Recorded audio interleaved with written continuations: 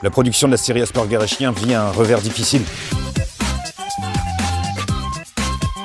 Alors que l'équipe se remet difficilement de la perte de la pince de micro-cravate, nous devons faire face à une nouvelle tempête. J'ai perdu la petite mousse de mon micro.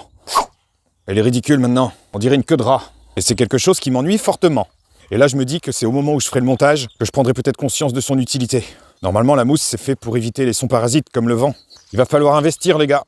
Bon, je la fais quand même cette vidéo parce qu'elle était importante pour moi. En fait, depuis quelques temps, par vidéo interposée, je communique avec mon copain Rod. J'essaye de lui apprendre les rudiments pour faire une bonne vidéo d'Asperger et Chien. Alors lui, il est plutôt dans le trip cinéma, tu vois. Alors je lui donne des conseils, les rudiments, des petites techniques en termes de cadrage, de montage.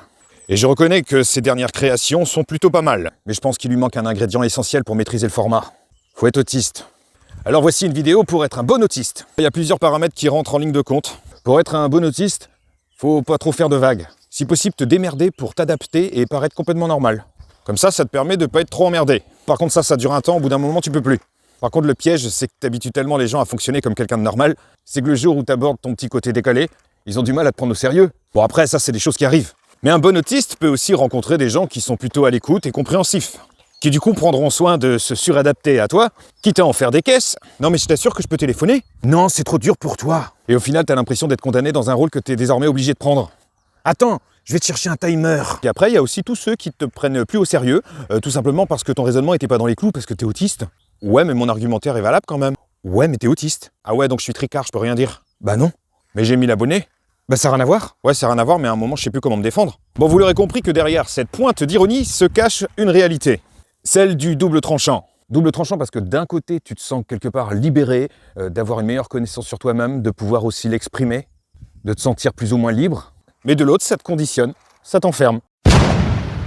Donc mine de rien, cette histoire est un peu embêtante, parce que ça fait partie des choses que beaucoup d'autistes vont vivre. Et c'est parfois kafkaïen. D'un côté, ça peut pas exister parce que c'est invisible.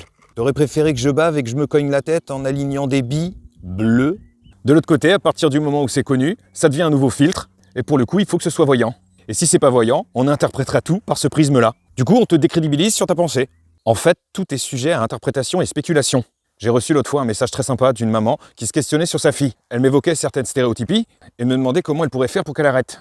Alors de mon point de vue à distance, j'ai relativisé un petit peu sur la question des stéréotypies. Déjà, elles sont fonctionnelles, elles ont un sens et n'indiquent pas forcément une anxiété.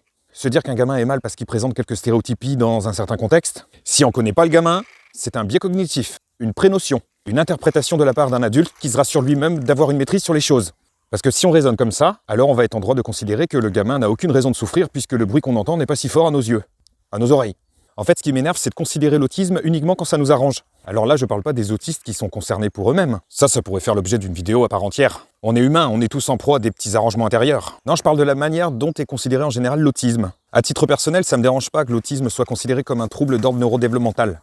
Même si j'aime bien l'idée de neuroatypie. Mais je reste assez lucide sur ma place et la pleine conscience qu'il y a des autistes qui ont besoin d'aménagement et d'accompagnement plus conséquents et dont les possibilités d'un devenir totalement autonome resteront de toute façon entravées, quand bien même le monde deviendrait adapté aux autistes.